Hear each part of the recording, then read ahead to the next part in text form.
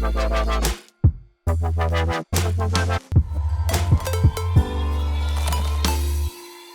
what's going on, guys? Welcome back to my channel. My name is Josiah Blizzard. I'm a wedding photographer and filmmaker based in the Philadelphia region, and I have a really quick tutorial for you to teach you how to properly shoot and edit in the anamorphic 2:3:5 aspect ratio. In the past, I've seen a lot of people and I've heard a lot of people talking about, and I used to do this in high school, is using these anamorphic 2:3:5 letterboxing images. They're PNGs that you essentially just drag into your sequence. So let me just show you what I'm talking about. We'll create a quick 1080p sequence here, and we'll just drop some clips in. All of these are shot at 1920 by 1080. You can see the aspect ratio right here. And what happens when you drop these letterboxes in is it gives you this letterbox in the top and bottom.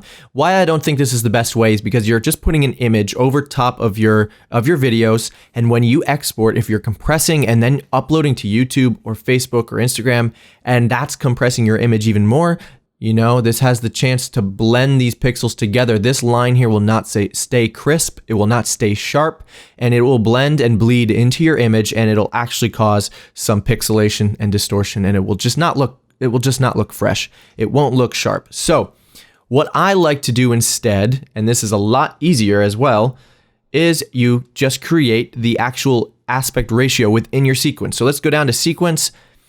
We can go to settings, and you're gonna wanna go into custom 1920 and change this to 817. It may automatically change to 816 at some point, but 817, you can save it as a preset if you want. Mine's already saved. I will not save it, but you can save it as a preset. Hit OK, and now you can drag all of your footage into the project, into the sequence here. And you're seeing now, right, is that it has now fit the 1920 by 1080 into this 1920 by 817 project window, and it's just fitting it. It's squishing it in there. So what we want to do is select your footage, right-click, go to scale to frame size, and now it has allowed the footage to not be squeezed in, and it's just filling the frame.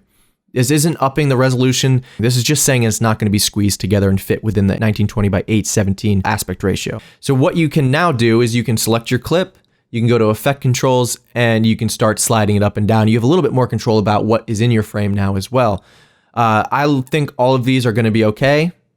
I don't have to change them anymore. And if you want to, you can apply a quick color grade to them. So let's just do that real quick. That's a little strong, but you know, we'll just for the purposes of this video, we'll just keep it as is, and we'll just select and apply to all of them. Okay, what this has done is you've created that letterbox look within the sequence. You don't have to drop these letterboxes in here.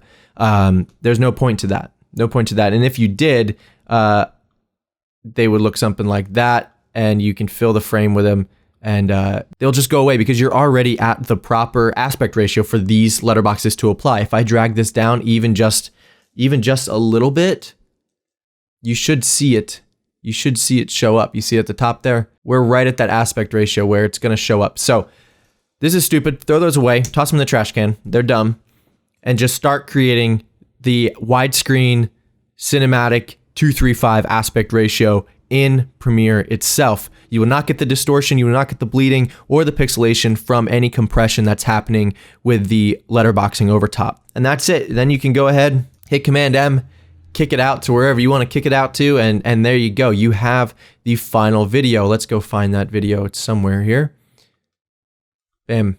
All right, so cut here. You can see it's perfect, good to go, widescreen, cinematic 2:3:5 aspect ratio.